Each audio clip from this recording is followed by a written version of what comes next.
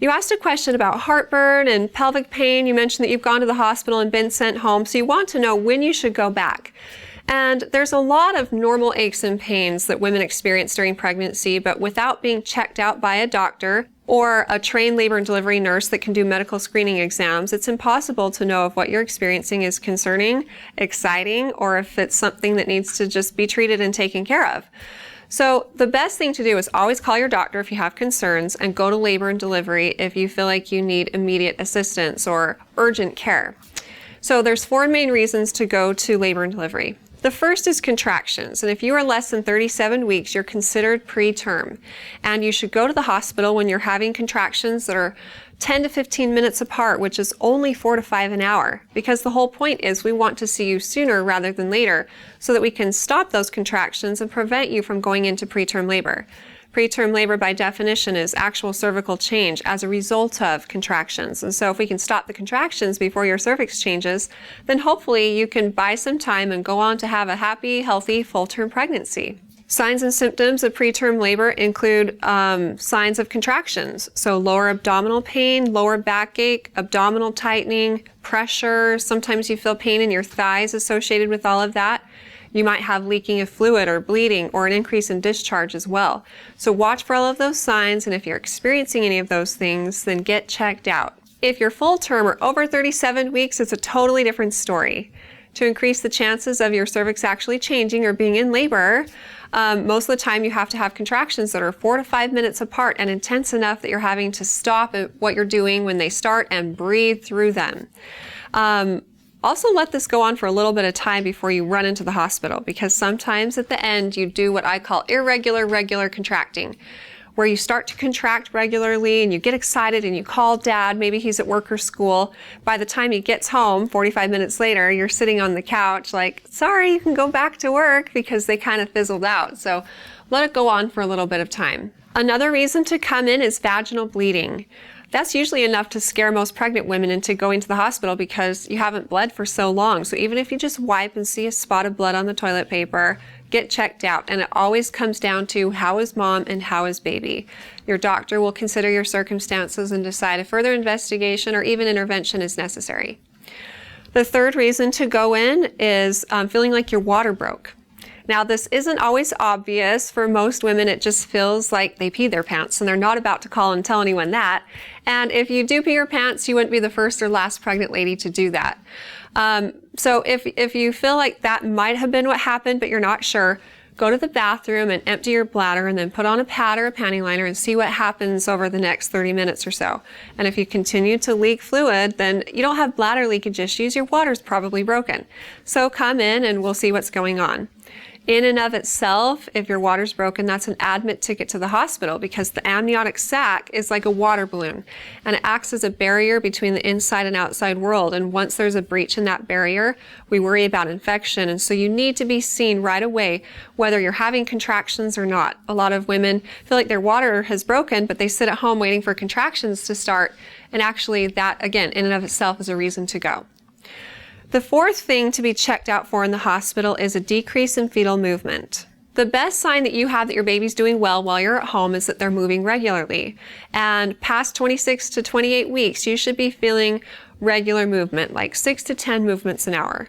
So always pay attention to it. Just make it a part of your routine during the day at different stages to just stop what you're doing and think about your baby's movement. And if you're ever concerned, you're feeling like it's less than it usually is, get rid of all distractions, lay down on your side. That's the best position for the baby to get the best blood flow, and count every single movement.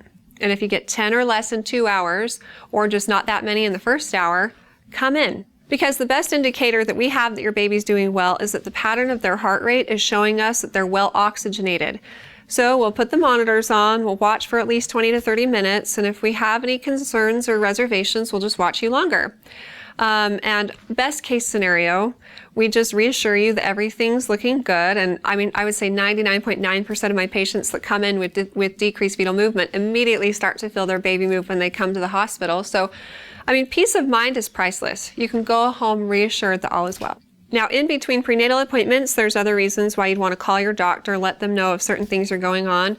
If you're having severe heartburn, severe constipation, severe nausea and vomiting, you're having a hard time sleeping, you have a cold and you're wondering what medication you can take, those are all reasons why you should call your doctor in between appointments. But in addition, watch for symptoms of other underlying problems that may need to be addressed by your doctor. So one is itching. If you have weird itching all over your body, like the type of itching that keeps you awake at night, call your doctor about that. If you have a change in the color, odor, or consistency of vaginal discharge and it seems unusual, call your doctor about that as well. Also look for signs of a urinary tract infection or a UTI. If you've ever had one before, you feel like you have to pee all the time, but when you sit down to go, nothing comes out.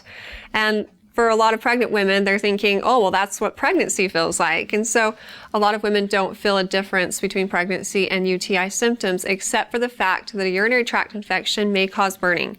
So if you notice burning, call your doctor's office. They'll test your urine and decide if you need to be treated. Other than that, sometimes the first symptom that a pregnant woman notices is contractions. So that's one of the first things we rule out. If you come in and you're preterm and you're contracting, we get a urine sample and look at it. Another important thing to watch for is a headache. Now, we all get headaches because we haven't slept enough, we need to eat, we haven't had enough to drink, or we have a tension headache, maybe a migraine.